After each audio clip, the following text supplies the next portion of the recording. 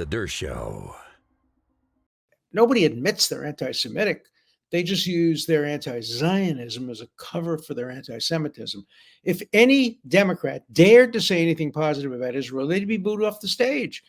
So that's why they don't. That's why not a single Democrat, as far as I know, has told the assembled crowds the truth, that Israel has accepted the ceasefire and that Hamas has rejected it. If they dared to say that, they'd be booed. That happened, by the way, in 2016 and 2020. This is not new. It's getting worse. And if you compare the platform of the Democratic Party now to the platform of 2016, 2020, 2012, it's getting less and less pro-Israel. And just the selection of speakers. I mean, among the speakers were the two most virulently anti-Israel people among the two most seriously anti-Israel people in the Congress. I'm not necessarily talking about the real anti-Semites like Ilhan Omar and some of the others, but AOC, she's called Israel genocidal. That's a blood libel. It's just totally false. Israel has killed fewer people than any army in a relevant, comparable situation. If Israel wanted to commit genocide, there were plenty of opportunities.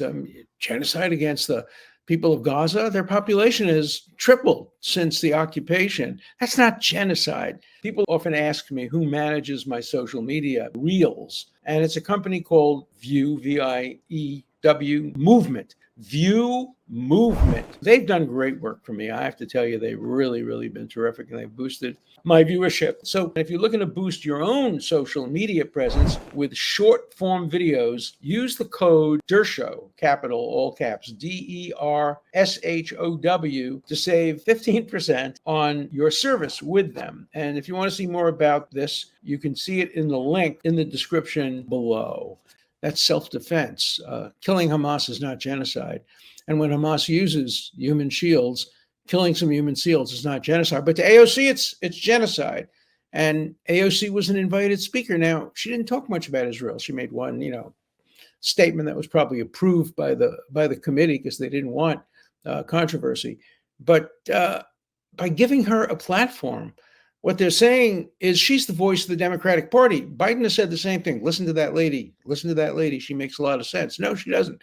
She's a bigot, an anti-Semite, a racist, anti-Zionist, and a miserable person, and an ignoramus. And by giving her a central point, they say, listen to her previous speeches, which she called Israel genocidal, apartheid, murderous, and listen to her future speeches, which will even be worse.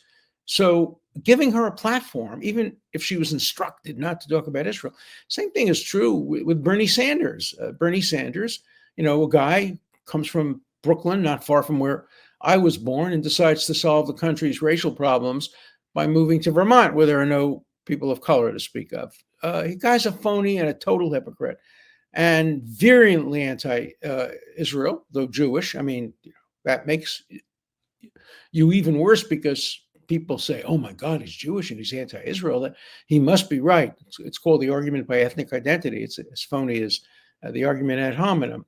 But, those two anti-Israel people were given a platform, along with a lot of other speakers, several from the Black Caucus, who refused to even listen to the speech by Benjamin Netanyahu. And then we have the Obamas.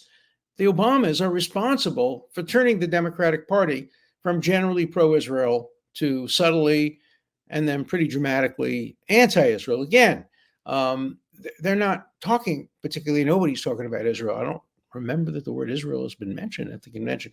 Even when President Biden talked about Israel, he didn't mention Israel. He didn't say the word Israel because he was afraid he'd get booed. He just made the outrageous statement that these thugs who were tearing down fences and calling for Hamas to win, they have a good point. They have good points. No, they don't have good points. They have bigoted, racist, anti-American points. Don't listen to them.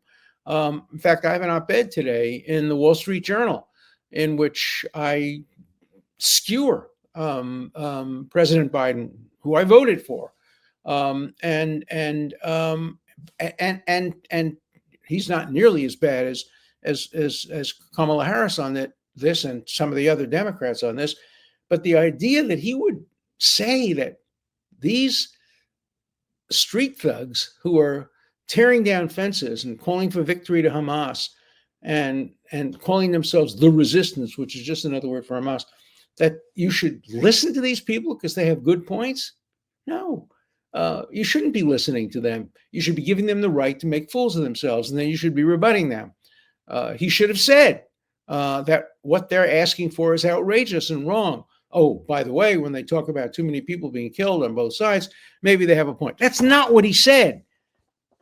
He just said they make good points. No, they don't make good points. That's like saying David Duke makes good points. I don't want to make any comparison, but Mussolini made the trains run on time. He made some good points.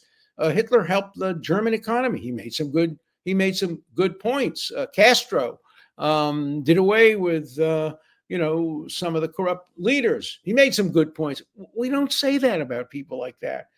We don't say that Pol Pot made good points. And we don't say that these street thugs who want to see the end of Israel and the end of America make good points. Shame on you, Joe Biden. What a terrible way to have your final appearance in front of a major audience. The Democratic convention is a disaster. It's a disaster for America. It's a disaster for world peace. It's a disaster for Israel. They should have used this convention as an opportunity to put some pressure on Hamas, maybe, to agree to the ceasefire that Israel has already agreed to, the bridging arrangement that the president made. Give Israel credit. They have accepted the American proposal. Hamas has rejected the American proposal. But no, if you ever said that at a Democratic convention, there would be riots. There would be boos to start with, and the boos would be sustained longer than the applause was sustained for any of the speakers.